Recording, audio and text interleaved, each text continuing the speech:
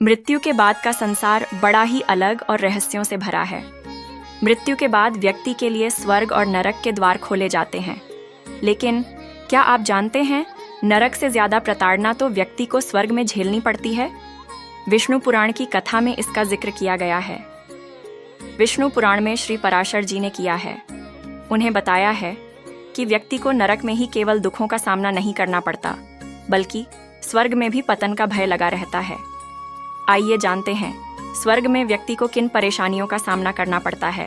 विष्णु पुराण की कथा में श्री पराशर जी कहते हैं, केवल नरके में ही दुख हो, ऐसी बात नहीं है। स्वर्ग में भी पतन का भय व्यक्ति को लगा रहता है। व्यक्ति के पुण्य नष्ट न हो जाए, इस बात को लेकर मन में भय बना ही रहता है। स्वर्ग में जब किसी व्यक्ति के पुण्य समाप्त हो जाते हैं, तो फिर उस व्यक्ति को गर्भ में आकर जीवन मृत्यु के चक्र से गुजरना पड़ता है। कई बार जब व्यक्ति गर्भ में आता है तो उसकी मृत्यु गर्भ में ही हो जाती है। विष्णु पुराण की कथा में पराशर जी आगे कहते हैं कि जिसका जन्म हुआ है उसे कभी न कभी मरना ही होता है। चाहे बाल्यावस्था में, युवावस्था में, मध्यम वय में या फिर किसी रोग से उस व्यक्ति की मृत्यु निश्चित ही है। जब तक व्यक्ति जीता है तब तक उसे कई प्रकार के कष्टों का सामना करना पड़ता है।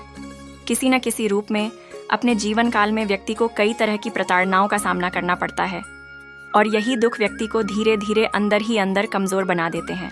व्यक्ति को जो जो चीजें प्यारी होते हैं वह उसके लिए दुखों के एक वृक्ष की तरह है। जैसे व्यक्ति को स्त्री, संतान, मित्र, घर, संपत्ति, धन आदि चले जाने पर व्यक्ति को जो दुख होता है, वैसा दुख शायद ही उसे कभी सहन करना पड़े।